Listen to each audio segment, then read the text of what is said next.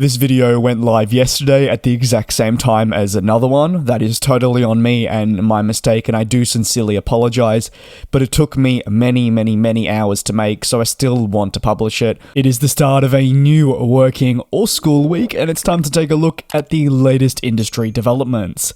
There is coverage once more on grounded aircraft, which seems to be a very common theme of late, expansion at 2 Canadian companies, and a new entry to the US market, launching 2 new routes. But beginning with the headline story, that's at Cebu Pacific. Pratt & Whitney's continued issues will now be impacting the Philippines-based carrier into 2024, with significant groundings expected.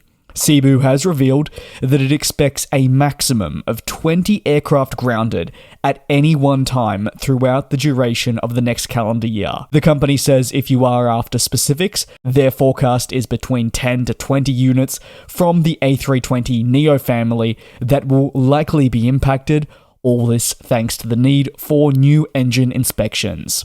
Such inspections come at an accelerated nature for airlines. As a result, these companies must find ways to cover for the lost capacity and changes to their schedule. For some companies, this is extending the lease of existing planes. For others, it's drafting planes in to cover for the lost aircraft. Cebu says that in the first month of the year, 10 planes will be grounded alone, which does represent concerns for the scheduling of routes looking ahead, as this number is expected to grow.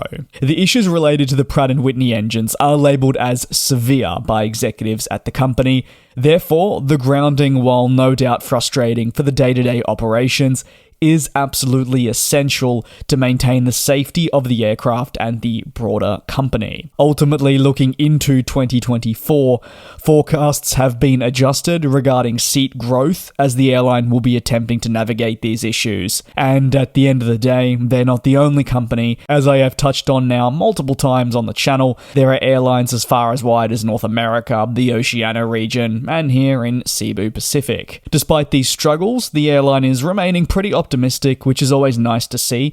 They still feel they'll have an enjoyable 2024, and they'll look to navigate the operational challenges as best as they possibly can. You have to ask yourself, what more can they really do? Over to New Pacific Airlines. You may be asking yourself, what on earth is this?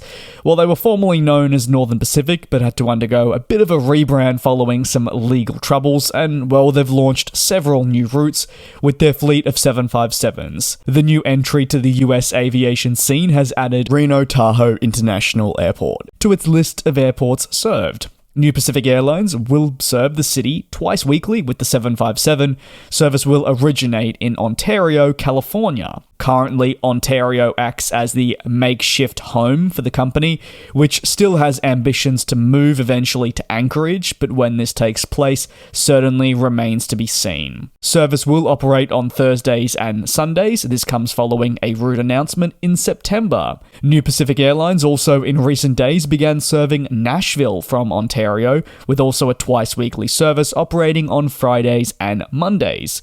Commencing flights towards Nashville means the company now serves 3 different markets from Ontario as it looks to grow its schedule. Before a rebrand, the company entered the market as Northern Pacific Airlines. Its pathway to launch, however, was anything but smooth, with initial plans seeing service from Alaska to ports in Asia with the 757.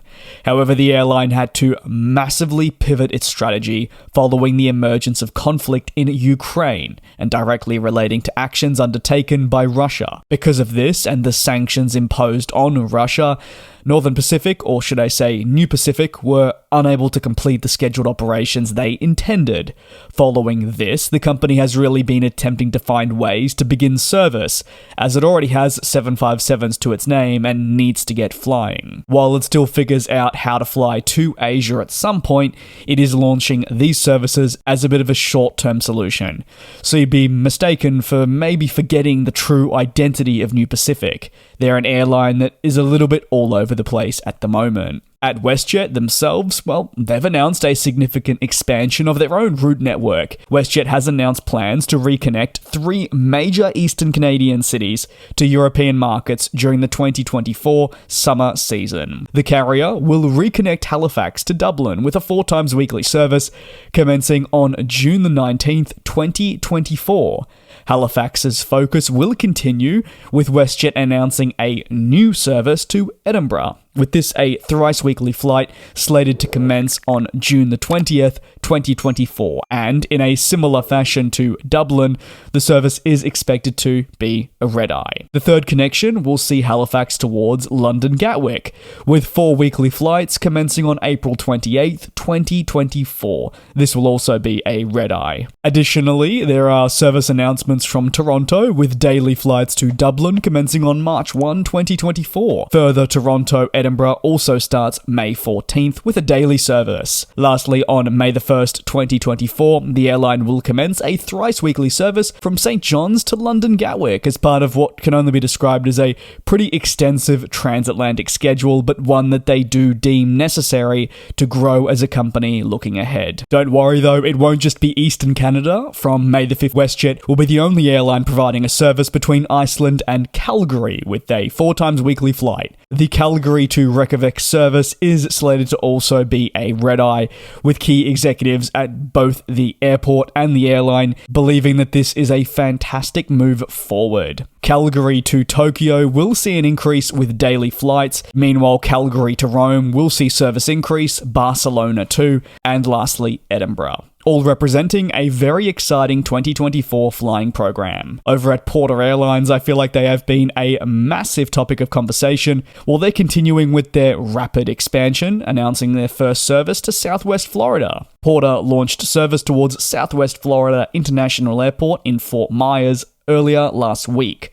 The daily flight will originate in none other than Toronto Pearson and is part of continued efforts to expand. Porter believes that the launch of this destination follows a really well-earned reputation, not just across Canada, but also the United States. The Embraer E915-E2 will operate on the route. This twin-engine single-aisle has been hugely important to Porter Airlines actually being able to launch these services to begin with. Porter's Embraer jets are configured with 132 seats in an all-economy configuration, and the ability to configure a plane in a 2-2 layout, which removes the middle seat, is something Porter prides itself on. And while I don't go into my opinion too much here on the channel, as I know it's not required, I do very much enjoy flying on Embraer aircraft, and the 2-2 configuration, if the price is cheap for a service, can be a make or break decision of why I may opt for one airline over the other. Additionally though, if you do want a little bit more perks rather than just sitting in economy, through some additional costs, the airline says it can offer extra legroom, healthy meals, and mixed cocktails. It is going to conclude today's aviation news recap. As I always say, if you have any thoughts, you can drop them down below in the comments, where no doubt there'll be plenty of people to have a nice discussion with. Thank you so much for your support. Stay tuned, same place, same time tomorrow for more coverage on the industry. And we'll